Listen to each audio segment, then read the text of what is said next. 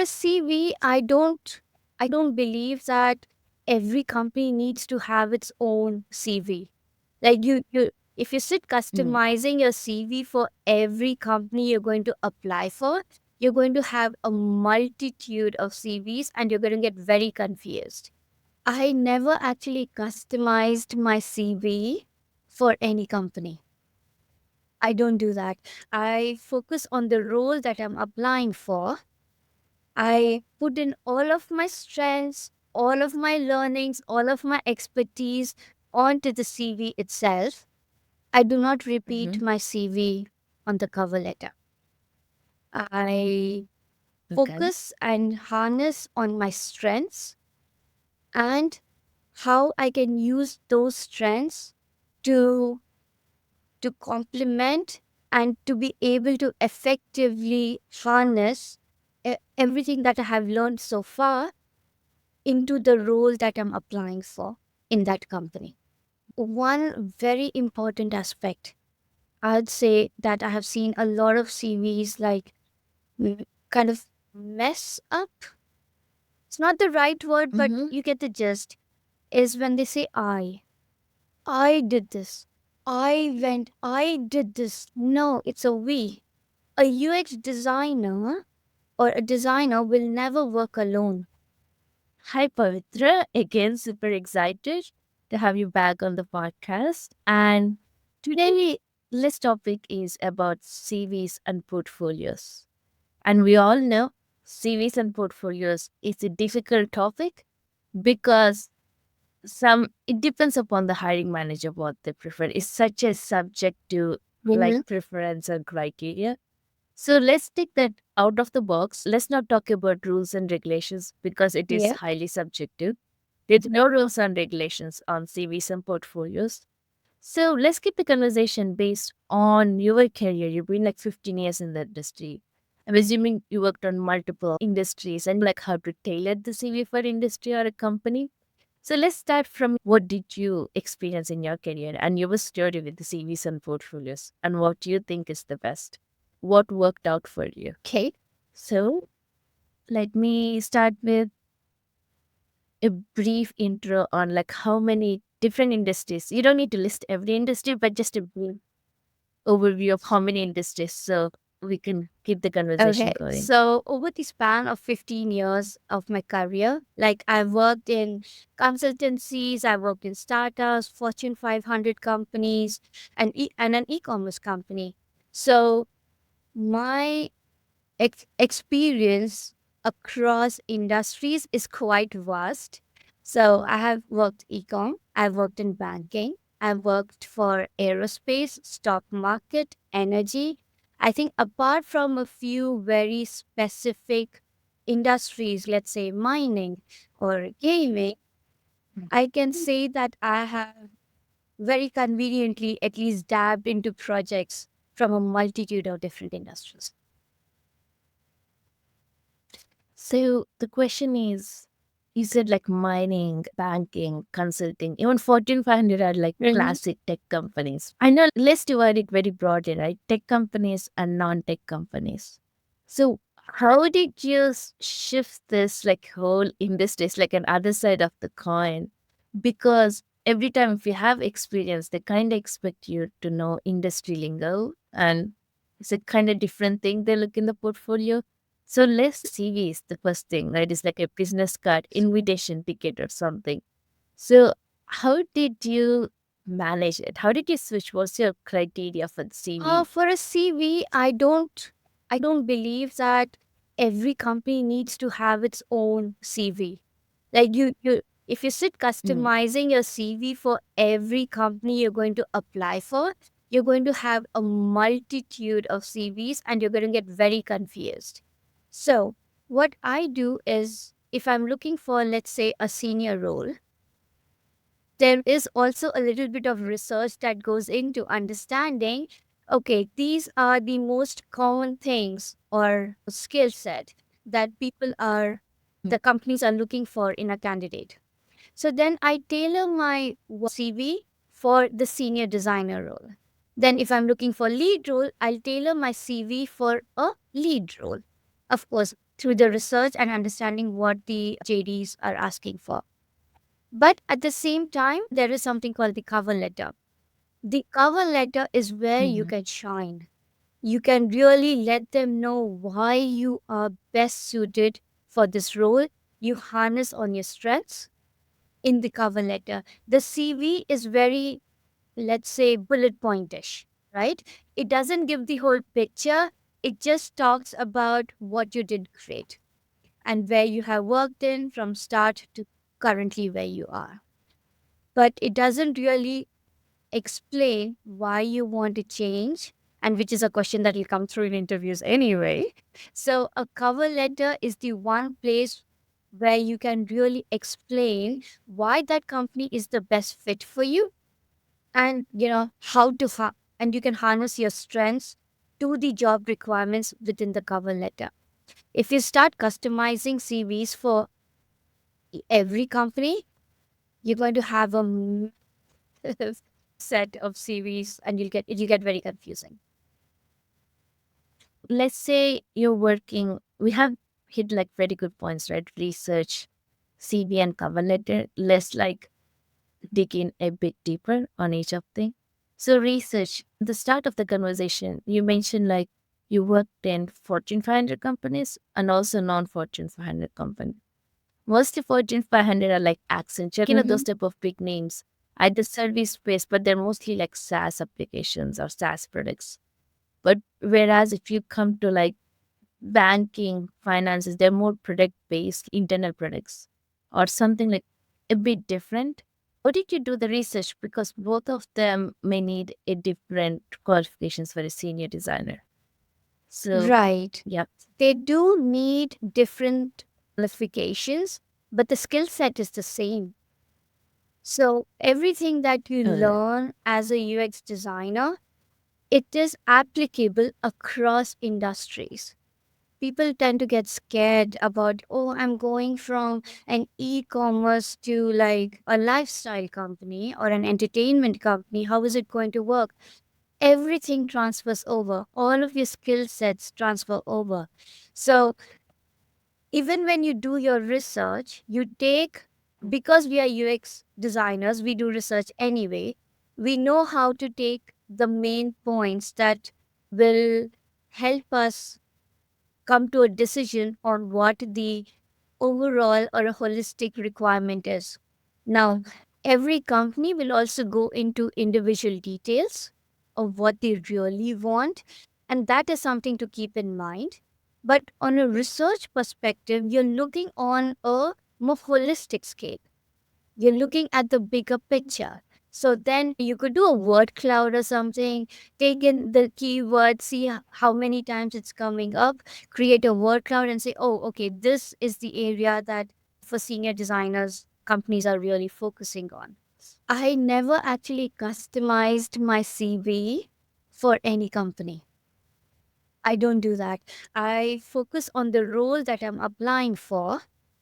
I put in all of my strengths, all of my learnings, all of my expertise onto the CV itself. And then I put in the cover letter why I'm the perfect fit for the company. So I have never actually gone in tailoring my CV for every individual company. yeah, I think you're the first person who said that because whoever I talk, even if you say tailored your CV for the role, and if you want the role, and it's impossible because no one, is it true? Because just like tracking back, I say like in a CV required when you apply for a job, cover Mhm. letter optional. So most people apply with the CV, so they say tailor the CV, cover letter is optional. So I'm assuming I would wonder if people actually read the CV, they scan the CV, I would say. Do they even look at the cover letter? Because cover letter is like a paragraph Yes. or something, it's like an It's essay. like a letter, a personal letter that you're writing to the hiring manager, right? So, yes, CVs are just scanned through. They look at the colors, the layouts, the font sizes, and the first scan as designers, that is what we do, right? The information hierarchy that you set in, the layouting of it, etc. And then we go directly to your portfolio side. Usually at the back end, when we receive CVs, it's just a row. It's just a row with your name and your portfolio link. But if you have a cover letter, we can see your cover letter written down. Depends on the platform that the company is using, but usually we can see the cover letter up front. In my experience, if we've ever received a cover letter, anybody looking at that list has read the cover letter. As long as it's not going off like a book, limited to one page of a document.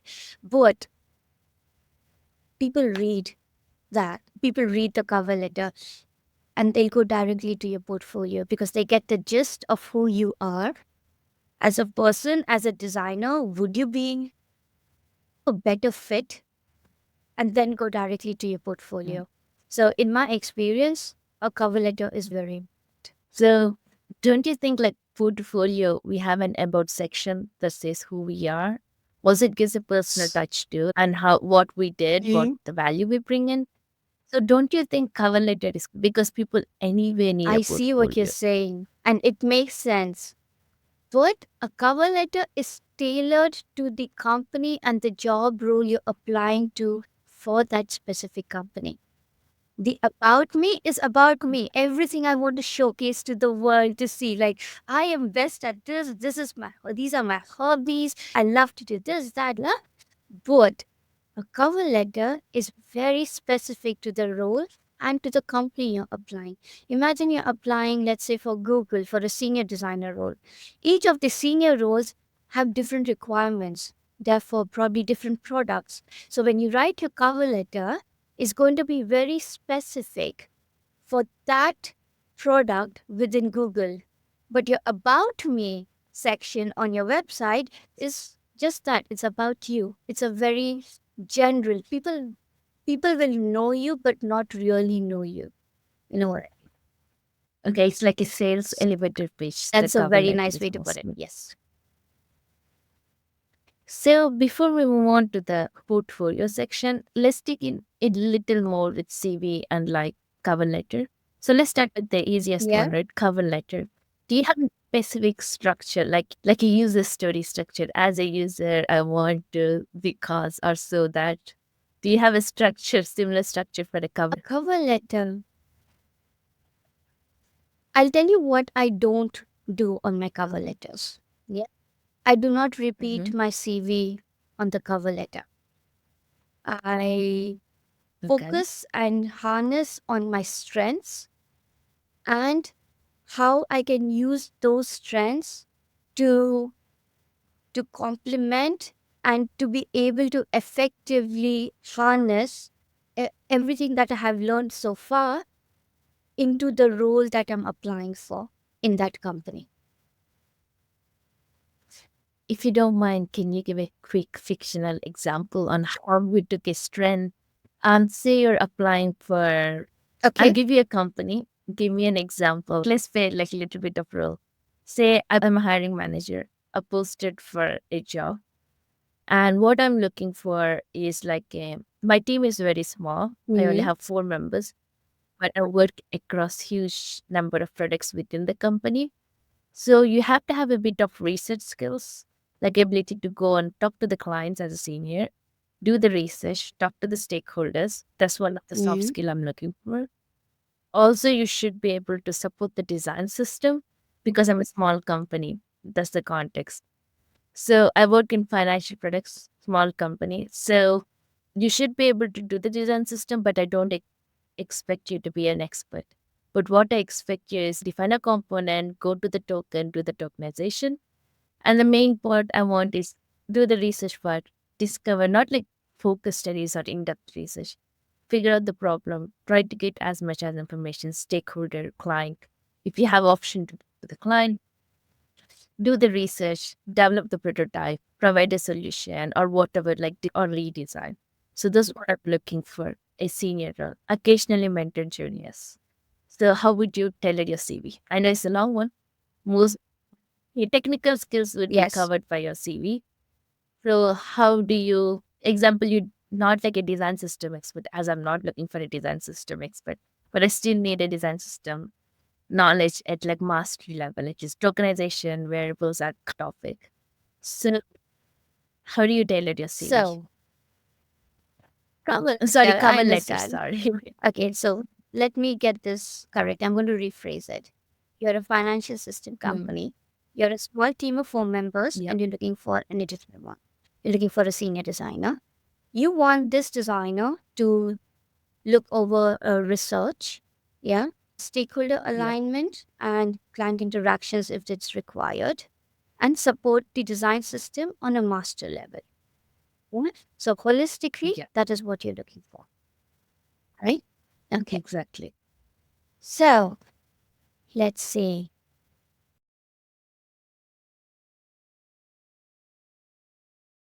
Okay.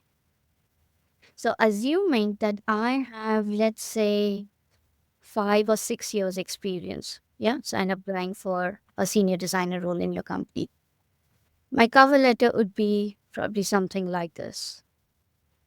What I would say is to highlight in your cover letter, to highlight points that are part of the job description.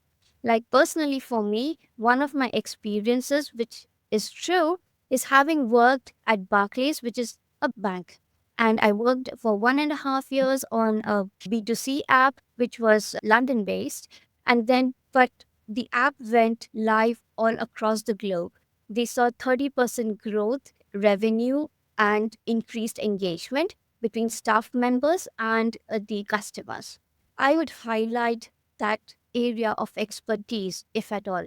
Even if I didn't have a banking experience, if I have done any research or just built a banking app as part of my portfolio, I would harness that strength. I'd call that a strength. Okay.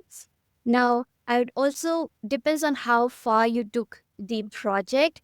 Personally, for me, I was part of a team of designers, and because so then I have the collaboration skill set that I can pull off, and then also highlight that I, with all of this experience, I used to taking projects from end to end, from concept to completion. And in that, I've conducted design thinking workshops. I have worked on visions that have led to strategic directions for the business being more productive and UX improvement focused.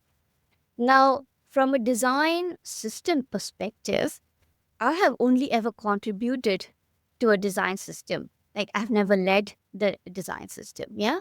So I would say that I have worked in a team, of course. I worked in a team where we built design system from scratch. All team members did the due diligence, but my contribution was so on. So I would really bring forth the main points of research and the design system. Now, once you have this, it is bringing alignment, right? Once you have this, it's getting all of your stakeholders to understand what you're talking about, what your end goal is, either you as an individual or your team, and how you were able to build that communication gap and get people on the same page. So that could be your stakeholders or your client interactions. It's one and the same. You can also have do workshops with your clients. It does not need to be a one-on-one interview.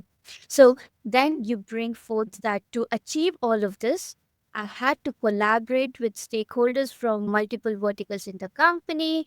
We did in-house workshops with our some of our customer base, and then we iterated and went along the journey.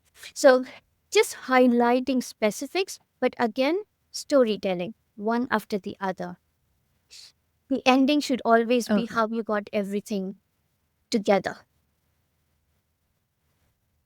It's like storytelling. Whatever they ask, like what are the answers they're It's looking for? like, First one, the research, second one, the design system, and bringing the conclusion at the end, like two parallel stories, like in the movies, and yes, they come to the end, like yes. everything But makes all of sense. this in a one page document, not like in a 8.8 point font size. Let it be a nice 12 or 13 points. It should be really short, really concise. It also shows your communication skill in writing emails and if you need to reach out to people. Yeah, cover letters are super important. So perfect. Before we move on to the next one, like portfolio, for a junior, like we previously discussed, the education goes first, maybe the intern projects. If you have no intern projects, only side projects, then education goes first, then the projects. But if you're an experienced person or like 2, 3 experience, then your experience goes first, education goes last. So I know there were different people have different structures. Education is important. It takes lesser space as you have more experience. Takes the like the 60-30-10 rule. 50% is your experience. 10% say your education Right? because if you have bachelor's and master's. So what is the 30%? I know like name, phone number, email, and portfolio link.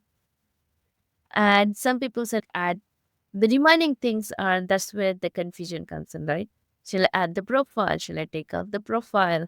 If you're keeping the CV letter, like profile is again tailored. You have to tailor it. Like otherwise, it will be a duplication of about you section. Will you? So, what would be the structure like for other 30% that is missing? What do you think are the must you need to add in the CV? I'd like to just highlight what should not be on the CV from my perspective is the Yeah, phone number. the phone number, okay. Why? The phone number is must. So Right. my thinking and my understanding is that nowadays there's so many jobs out there with people just getting information. They don't reach out, like it's nothing. There could also be scammers out there putting jobs available and using the numbers to call. So my personal experience, I did get a call that was actually a scam saying for a company I had not even applied to. But at that time, I was applying for so many companies that I didn't really know if I had really applied to that company or not. Thankfully, I didn't really, it was ages ago, and able to get any information of me because I felt something is dubious. So, no phone Um, numbers. Yes, put your, of course, your name, put your titles, put your email address. If the company is interested in you, after seeing your CV, your portfolio, your cover letter, everything, they will reach out to you by email. Then you can schedule a phone call or a video call or whatever with the HR or the hiring team. So it's going to be very specific.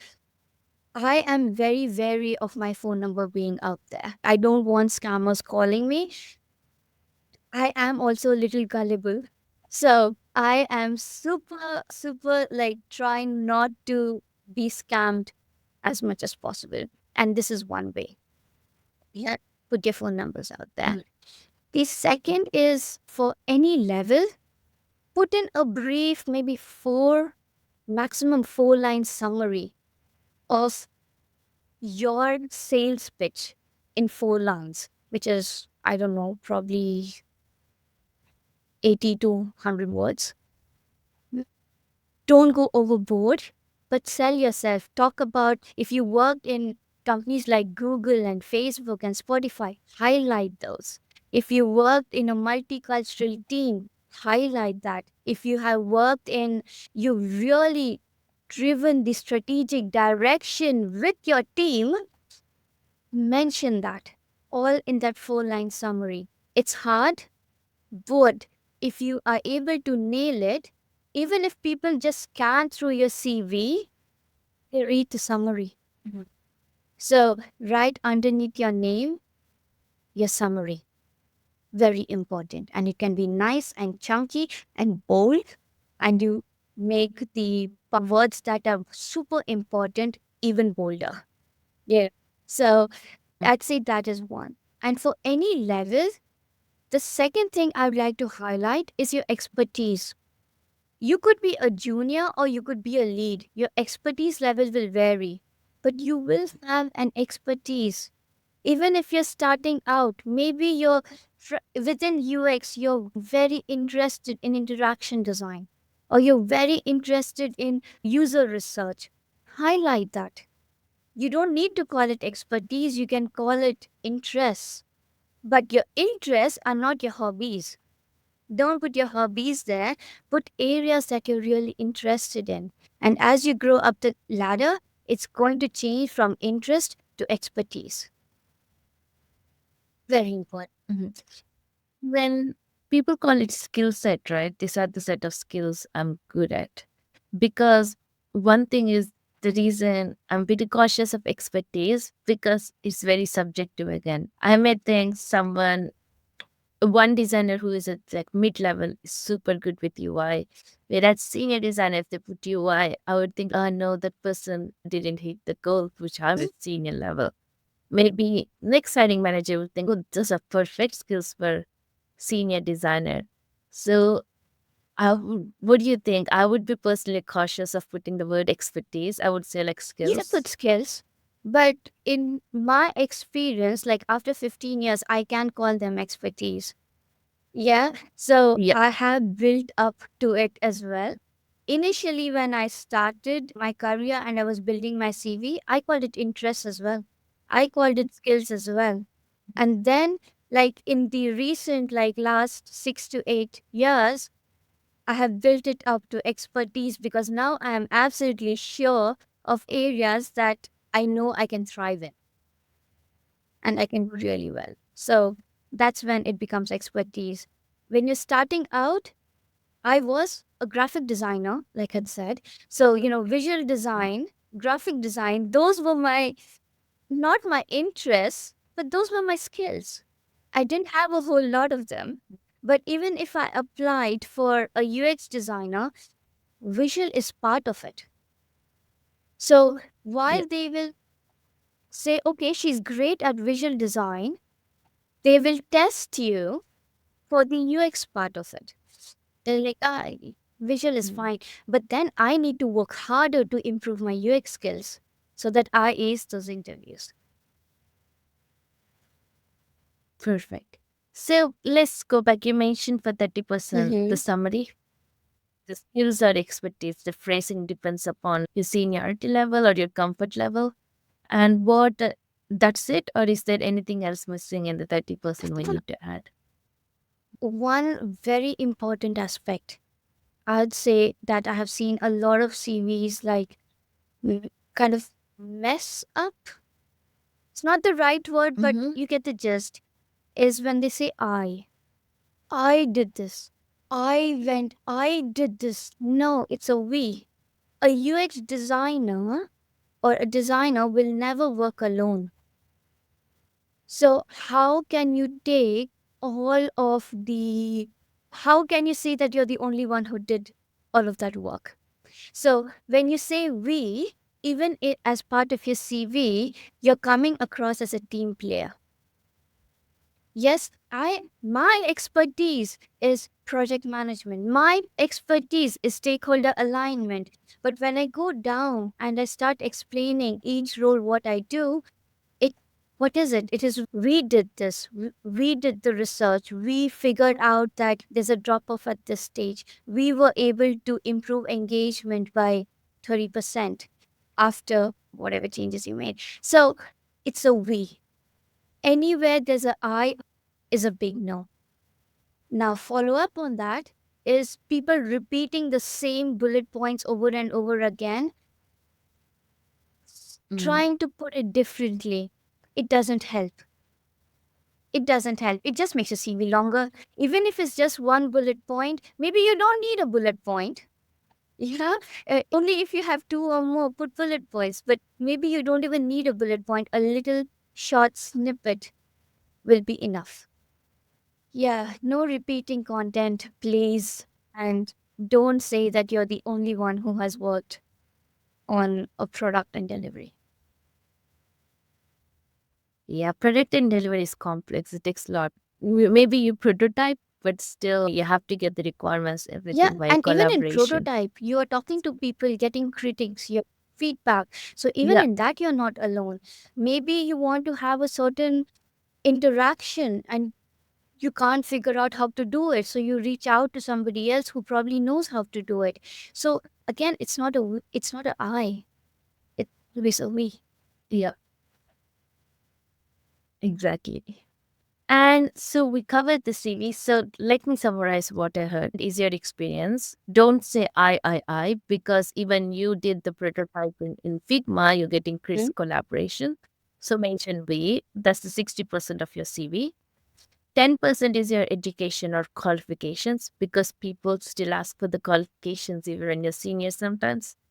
So, and remaining 30% is summary and expertise, like expertise or your skill set. That's done for the CV. Max 1 or 2 Yes. page. 2 pages max. Two And pages common, max. And it's not front and back. If you do front and back 2 pages, it's counted as 4. Just FYI. just small print below. And so now we can move on to the portfolio section. That's where the majority thing comes in. So let's start from the very high level. What should a portfolio include? Let me give you a hand. People say like landing page, marketing page, whatever, like the number of projects, about me page, contact us page. Some people like just goes on. So let's go a minimalistic approach. So what do you think the portfolio should have at very high The level? portfolio is literally showcasing your best work or your most recent work. Mm. Yeah. I'd say when somebody lands on your page, yes, they want to know about you. The first glimpse that they have of your site above the fold, they're going to make an opinion about you. Yeah. They're going to form an opinion, and then as they scroll through, it's going to either validate or invalidate what they thought. Okay. So, first, above the fold, the first view on your portfolio, very important, has to be your personality. You could be a drummer. You could be like somebody who loves going trekking, mountain hiking, or you could be someone who likes scuba diving, or you could be somebody who loves to paint at home. Use that. Use that as it does not need to highlight you being in the picture. Use parts of that picture to showcase who you are. That's me. If I see a mountaintop, let's say you went to Japan and you went to see Mount Fuji, and you took a picture of the mountain which is snow capped and which is gorgeous, and you put it there, and you say reaching for the stars or climbing the highest peak. That adds, I'm like, whoa. The fact that in the interview, maybe, or maybe in your About Me section, you say that you've been hiking to these places, and then I connect the dots that, oh, wait, that's a picture she actually took. And then it's like reaching the heights of my trying to climb up a mountain, blah, blah, blah, whatever you want to put as your headline for your site adds value. So the first needs to be about you. Mm. It does not need to be busy. It doesn't, you don't need 100 different animations in there. A simple picture and a little bit of text is all that you need. Yeah. Then I think on the same page, show highlight your projects. Even if you want them to go to a different page, highlight the projects. I would say a minimum of 4 projects. If you don't have four Mhm. projects, put 3 or as many as you have, but continue to work as something as like a side project. It could be research, it could be maybe just a UX audit of a few different competitor websites that you have done. Put that. You can make it like a blog and an article, whatever. Highlight it. If you have given talks or your articles have been published somewhere, oh my God, bring that forth on the homepage. It is very important. That means you're willing to share your knowledge with people, willing to share your learnings with others. And also, you're probably curious what's on the other blogs and you're actually reading. That means you're working on also expanding your own horizons. Yeah. So a Mhm. lot of it goes in there. Like the work is very important. Everywhere you've been published. Nowadays, I see people put their Spotify music playlist. That's great, but doesn't add value. Should that not be in your About Me section somewhere at the bottom, if at all? The first page is all about you and your work. Yeah. And you Mm. in a professional setting, not you in your personal About Me setting. Yeah. So I think there are two phases to a portfolio site. The first is, like I said, the professional setting, what how you are in your professional area, the kind of work that you've done, the flexibility for every project, etc., etc. And then when you go to the about me section, it is the real. You could show yourself making a painting, like drawing. You could link out if you have an Instagram page with all of your paintings that you have an online site for or whatever. You can link it out. People will be super interested in things like that. That generates a lot of interest in you as a person and you as a profile or a potential candidate for the job. Landing page, about me page, very important. Is it important to showcase your CV and your resume right there? From my personal point of view, no. What I would like people to know from my portfolio side is are the things that I'm really good at or things that I'm not so good at, but I'm working towards becoming exceptional at them. That is all I want them to know. If I want them to know about my entire career progression and like everything on the CV, then why have a separate CV? Why not just link people to your website so you get also more views? Link them directly to your website to check your CV. It doesn't. To me, it makes no sense personally.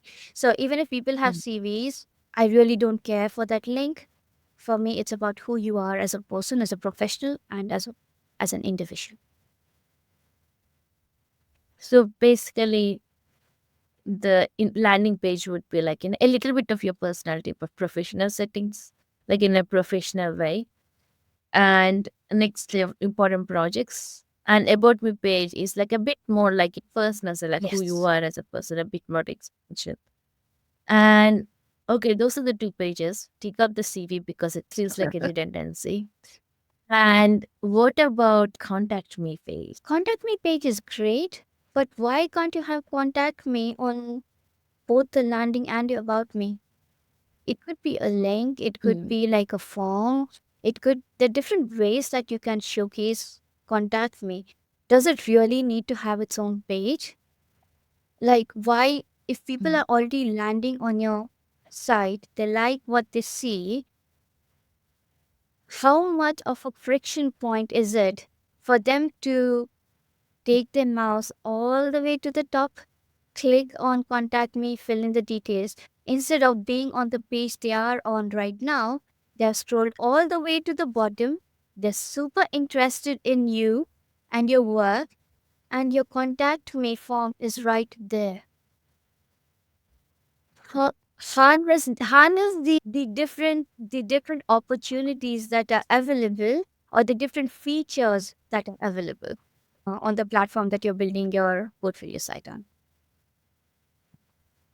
Perfect. So you said the main thing we need is a bit minimalistic about you. Like just introduce you, just don't join the word directly on as the land.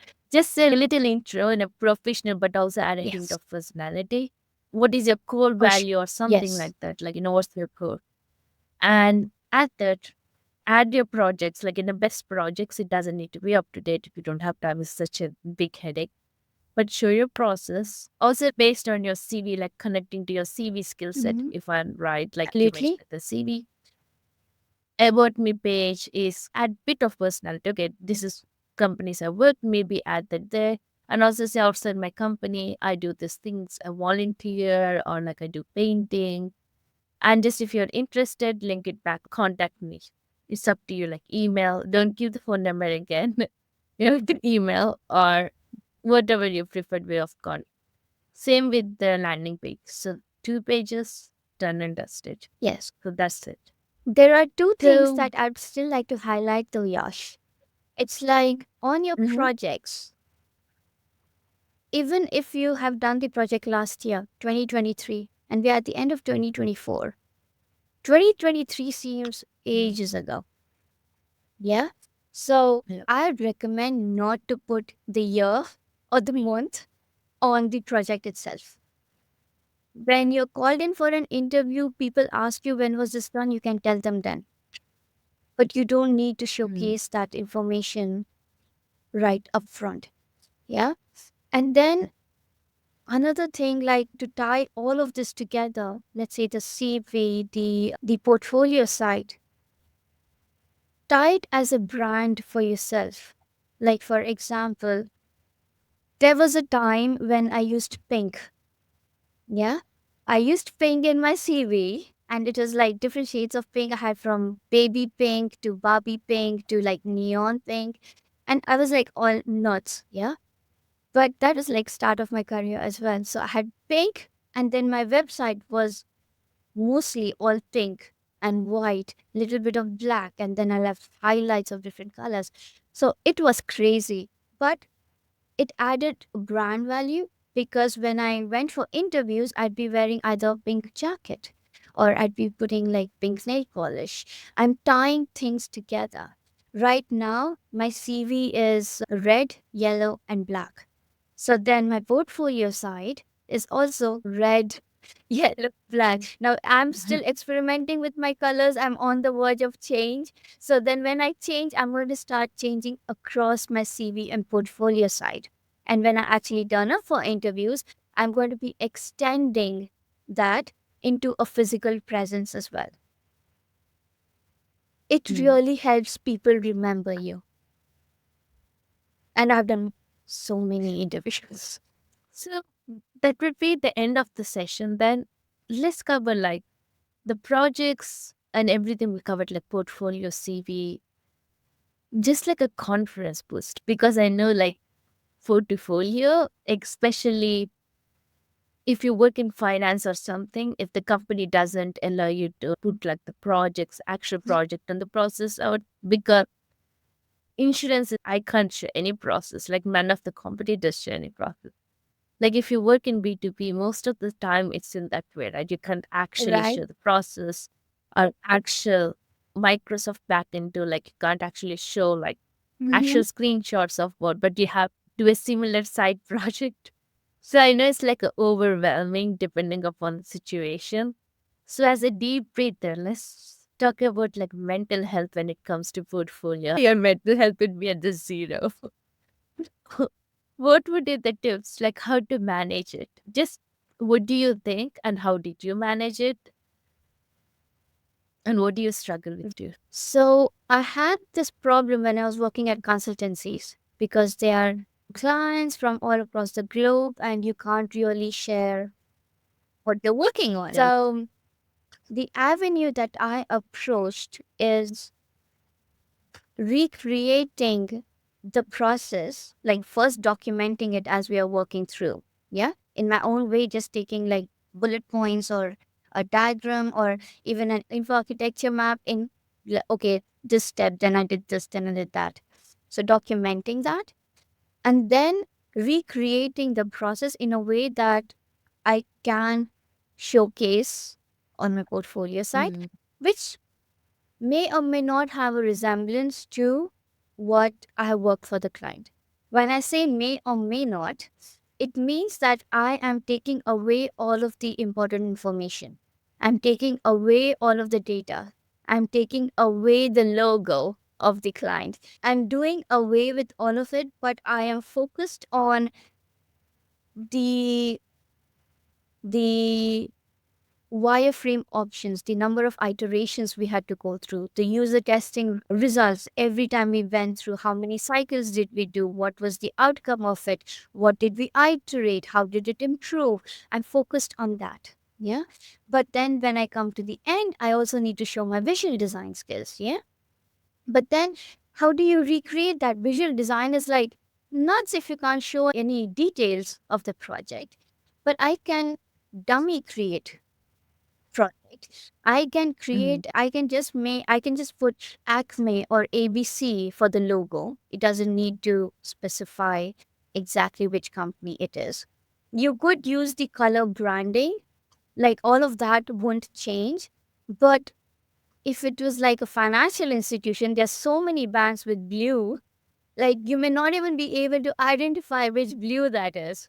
Yeah. So in a way, you're covered. But all of this to showcase it on my portfolio, I would get a sign off from my manager.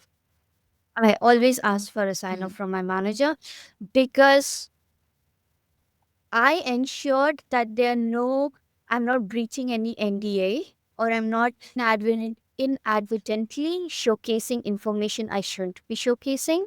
But then I have somebody to check that for sure I'm not showcasing information that shouldn't be out there. But still, because I documented the process, I can recreate it in a more visual form. I can take out research. I can show real statistics on the research without deep diving into the details of every user test and variation.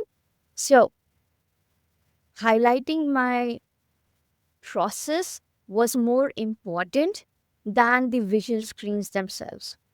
And also, I differentiate. Mm. If you're applying for a UX role, focus more on the UX journey than the visual, than the end UI. If you're applying for a UI or visual role, then it's okay to skip through the wireframes and such, and then focus more on how you worked on design systems and the visual branding of it all. Perfect.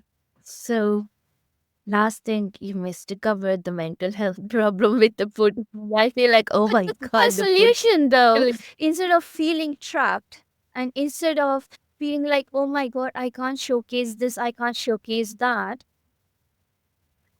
I took everything that I was working on and I just remade them. Yes, it was a little bit more effort, but was it worth it? Yes. Because I'm was it great Mm. that I was able to tell other companies when I'm interviewing that I have a sign off from my manager to showcase this on my portfolio side.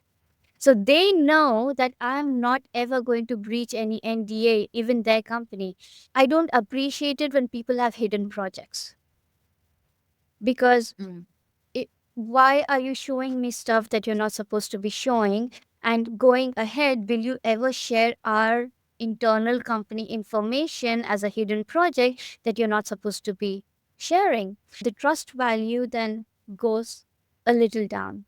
But if you're telling me that this is a recreation of a project that I worked on, all of the data is either round up or a little different, but it drives a point, I will happily accept your project.